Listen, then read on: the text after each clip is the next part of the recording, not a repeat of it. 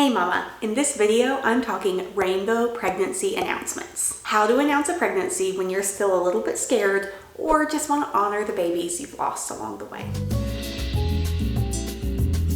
I'm Katie Huey Harrison, founder and editor-in-chief of Undefining Motherhood. We're an educational site and community that empowers you to cut out the noise and do this mom thing your way. Last week, we talked about the emotions of announcing pregnancy after miscarriage and all of the things that we're feeling when we're trying to figure out how to craft the perfect rainbow pregnancy announcement. That week was emotional, so scroll back if you want to see it. This week, we're talking about the practical aspects of how to craft that rainbow pregnancy announcement that I hope you've been letting yourself dream of. We're going to cover three major subjects in this video. First, what this rainbow pregnancy announcement could look like. Second, how to acknowledge past losses in your announcement if that's something that you want to do.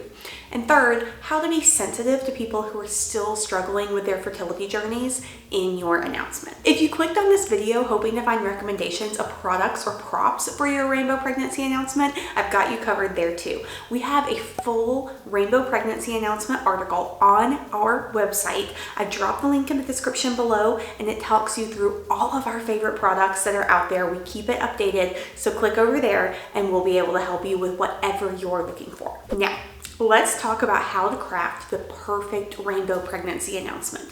First, I want you to ask yourself three questions. Number one, do I want to acknowledge my past losses in this announcement? Number two, does it feel good to use a symbol of a rainbow in my announcement? And number three, do I want to make sure that my announcement is sensitive to people who might still be experiencing loss or infertility? I'm going to walk you through the process of creating a rainbow pregnancy announcement in that order. So if you answered no to any of those questions, you can just fast forward through that section and on to the next one. Let's start with number one. How to acknowledge past losses. Now, there are so many ways to do this, and if we're talking social media announcements, then I want you to think about both aspects of that announcement. That's going to be one, the photo or video of the announcement, and then also the caption, the text that you're going to write.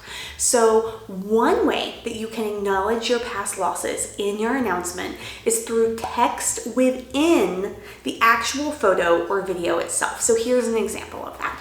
When I was announcing my son's pregnancy, I got a onesie that had little angel wings on it, and it was a rainbow colored writing, and it said "Handpicked for Earth by my siblings in heaven." So this onesie in so many different ways showed what our journey had looked like. We saw the angel wing, we saw the rainbow to acknowledge that this was a rainbow baby, and then of course the words told us that there were siblings in heaven. I've seen other versions of this where people might do like little butterflies or birds, and they would have the number for the number of losses they've had if that was something they really cared about expressing. So using a visual like that with text on it is just one of the ways that you could go about acknowledging those past losses. Another thing you can do is you can think about the actual caption that you're going to include. What do you want to put in that caption? Do you want to do some storytelling where you can acknowledge your journey a little bit? This can be very healing for you if you're comfortable doing it. It can also be very healing for people who might otherwise be a little bit triggered by pregnancy announcements who are reading yours, because it can give them hope and it can help them see, hey, okay, this announcement might be hard for me to see, but I'm not alone. And if they got there, maybe I'll be able to get there too. Another really easy way to incorporate text, whether it is in the caption or in the photo or video, is using a quote. Rainbow baby quotes are amazing ways to think about celebrating what's coming, but also remembering the journey that got us there. So for my daughter, my birth announcement actually used a rainbow baby quote that said, "She is the gold at the end of our rainbow." And this quote just filled me with joy. It really encompassed what I was feeling for this baby, but it also acknowledged, albeit a bit more subtly than the onesie, exactly what we had been through to get to this point. It had been a journey, there had been a storm, but she was the gold at the end of that rainbow, and that was so special to me. We have an entire article on our website on Rainbow Baby quotes. So if you're looking for a quote that you can use in your announcement, check out the link that's in the description below. We've got so many options that will resonate with you and help you form the perfect announcement. Finally, the last thing you can think about, particularly for the photo or video that you might share, is props. People use props for pregnancy announcements all the time, right? Little baby shoes, onesies, socks. Why not use a prop to represent your losses? So, a lot of people like to use angels. That's the most common prop that I see. I've seen photos with angels on a pregnant belly. I've seen little wooden angel figurines in the background of a photo. There are tons of other things that you could do as well. You might have a plant that is a memorial for you. I have a ring, a piece of jewelry, and I do have a photo that I took of that ring over my expecting belly. There are so many things you can do with props. So figure out what you might want to do, what really represents your losses to you. Because if you want to acknowledge your past babies, that can be a really warm way to do it, but also it allows you to potentially acknowledge those losses without being quite as obvious if you want to be a little bit more subtle and you don't necessarily want questions about your journey. The next thing I really want us to think about in terms of how we want to craft this rainbow pregnancy announcement is the symbol of the rainbow itself. Do you want to use this symbol? A lot of parents have very mixed feelings about the symbol of a rainbow for pregnancy after loss. But for the people it resonates with, it can be so warm, so healing, and can just bring so much joy. So decide how you feel about it. And if it's something that you want to incorporate, then you want to think about how to do that. It could be one of the Rainbow Baby quotes that we talked about earlier, but there are also a lot of really wonderful ways to represent the rainbow visually that might be great to incorporate into your announcement. I think some of the most common that I see for announcements are rainbow dresses, rainbow onesies, either rainbow colored or with different colors of writing to make a rainbow, maybe even a photo of a rainbow on a onesie. And then one option I really love for a very subtle pregnancy announcement that is so classic and beautiful is a macrame rainbow on a felt letterboard. We have a ton of specific rainbow ideas in our article on rainbow pregnancy announcements, so check that out. And if you want to search on your own, I really recommend that you go to Etsy. Etsy is amazing because there are a lot of lost moms who are making products specifically for lost moms and rainbow babies, and I love to support them. So before we talk through the last part of your rainbow pregnancy announcement, I really would love to hear from you so we can support some of these lost mom owned businesses.